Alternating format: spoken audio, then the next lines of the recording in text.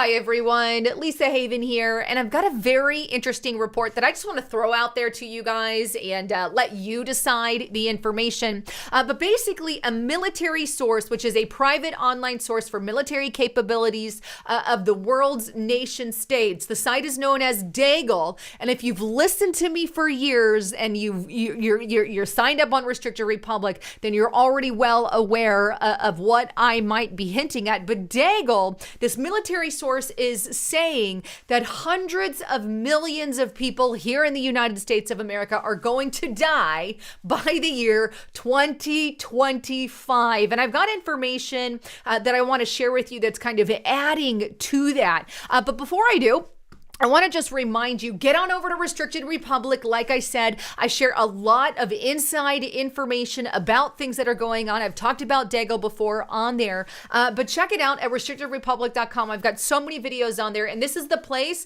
I am going to be when everything gets shut down. So sign up now, and I'll go ahead and bring back up a freedom coupon that we had a while back, but you can get 24 months for $5 per month. Please use the code freedom to get that, but get to restrictedrepublic.com. But anyhow, Deagel is the organization that I've talked about for some time. But the reason that I want to bring it back up is because we're constantly hearing all of this talk about climate chaos. And now with all these COVID restrictions kind of lifting up a little bit, or easing a little bit in some states, if you will, we are getting warnings, dire warnings, from the IEA saying basically, oh, we can't go back to normal lifestyle. People are going back to work and walking around in some states, and because of that, we're having these massive increases in our carbon, and suddenly the world's going to explode and die. These are the kinds of warnings that we're getting. And of course, Biden also issued a statement there saying that he was going to, well, basically cut carbon emissions by 50%. These are pretty ambitious goals, if you will, but I think it all could be tied in some way, shape, or form. Let me show you what I'm talking about here. Let's go first to this article here, and this is on CNBC. Now, this was back in April, late April, but I want to bring it back up. But it's IEA issues dire warning on carbon's emissions, says that COVID recovery is anything but sustainable. It goes on to say that this is a dire warning that the economic recovery from the COVID crisis is currently anything but sustainable for our climate. The report comes at the time when policymakers are under pressure to deliver promises as part of the Paris Climate Accords, which Trump got out of and Biden re-signed us into. But Joe Biden held that virtual summit there on the climate emergencies, which he basically has that ambitious goal, and the ambitious goal is cut carbon emissions by 50%. But basically, this warning is saying that we can't go back to normal lifestyle because our carbon emissions, everything's going up, and it's going to close down the climate, and the world's going to die in the whole 9 yards. We've been hearing that the world's going to die from climate catastrophe, I don't know, for 100 years now, like literally.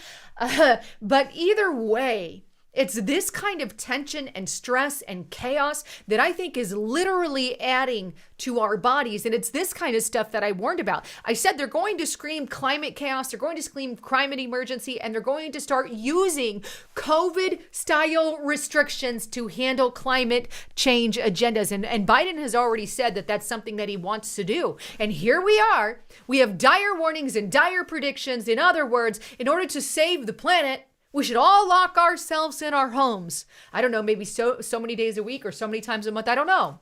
But it seems that these policies are here to stay. Okay, let me add a little bit more before I expand, or let me just expand a little bit. If the policies like lockdown stay, right, it has been proven to mentally not only mess with our heads, but mess with our stress levels, and our stress levels increase because we're locked inside our homes, and thereby it can cause a whole slew of health issues on the body. Just keep that in the back of your head. But here's the other thing that I want to bring back up is back in April, Biden unveiled a sweeping climate goal and plans to meet it even if Congress won't. And I don't know if he plans to do that through executive action, through under the door, through forcing businesses to do certain stuff. We don't really know yet, but it's the goal of the White House. He insists that the U.S. can meet it even if Congress doesn't or Congress rejects it. But basically, Joe Biden pledged, and this is back in April, to slash U.S. emissions of greenhouse gases in at least half by 2030.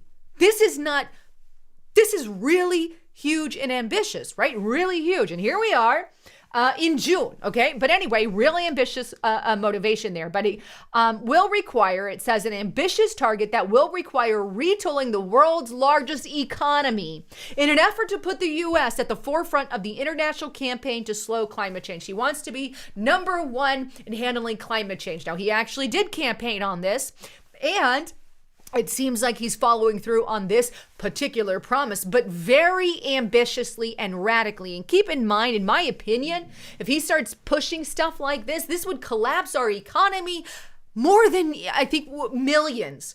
Tens of millions of people would be hit by the economic devastation on top of all the stress that we have with regard to COVID-19, the tensions on our bodies. Now millions of more people being put out of work because of climate ambitions. It's like one crisis on top of another crisis. How much can the American people handle? And I'm going to get into the Dago forecast after that, but imagine. And he's already starting to make move on these freaking ambitions.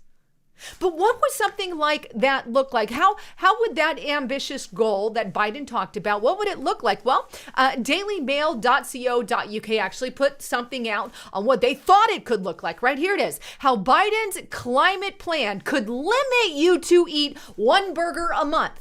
It could cost you $3.5 a year per person in taxes and force you to spend $55,000 on an electric car and crush American jobs.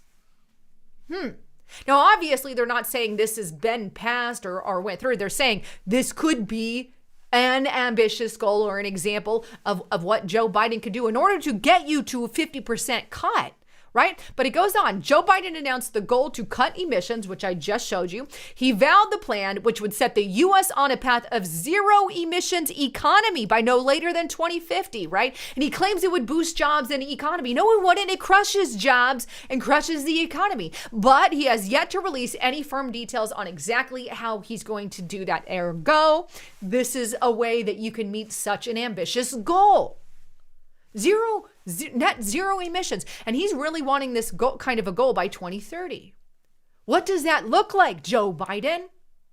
Because it has to be something dramatic. It's not going to be something minor or small. It would have to be something dramatic. And I tell you what, this isn't going to cut it. Imagine if something like that were passed or put through, one burger per person. I don't know about you, but that would devastate our bodies.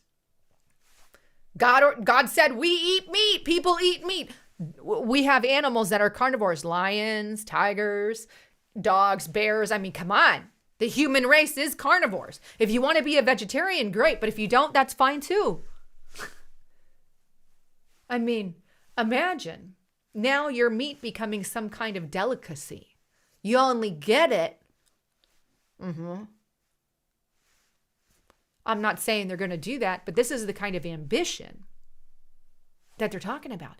Imagine again, the economic devastation and impact stuff like that would have. Millions would be hurting, millions would be starving, our bodies would be ripe for stress and allowing all kinds of health issues. Hospitals could get overloaded, that kind of thing. Meanwhile, we also have climate czar John Kerry saying this, and this is dailymail.co.uk. Biden's climate envoy John Kerry says we need to remove carbon dioxide from the air. Wait, what? Wow, completely. Huh. I mean, we do breathe, right? We do breathe. Anyway, now let's get on over to this Daigle forecast. I have shown this to you before. Again, Daigle is a private online source for military capabilities of the world's nation states, right? So they're not a nobody. They're not just some website posting stuff. It's interesting. It's interesting, but here's what they show. And this is just a reminder, if you're already on Restricted Republic, you know a lot, but on there. But here we have 2017, right? And you can see me highlight there. And the population in 2017 was 327 million people. Then they fast forward to the year 2025, right? Forecast for 2025. Now it's at 100 million people. 327, down 100 million people. That's a huge drop. That's a huge drop. What's the reason that they give for this? Well, they kind of shoot about it in an overall way, but I'm going to highlight this portion of it, and this is it right here. And this is what I want to focus on, but this is on their website. You can see I'm still on the Deagle site here, and I went to the archived file, so you guys can still see it there. But here's what they have to say, and this is the part I want to highlight.